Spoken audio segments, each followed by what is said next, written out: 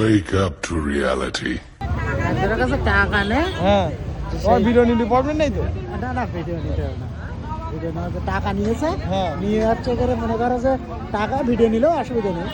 টাকা নিয়েছে, নিয়ে টাকাটা মনে করো দেয় না, টাওয়ার বসাবে বলে টাকা নিয়েছে।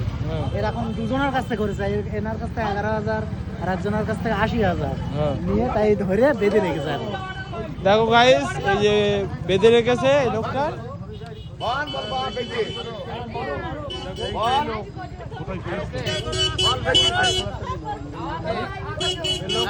বসানোর নাম করে মানুষের কাছ থেকে ধোকা দিয়ে লোক সেই লোক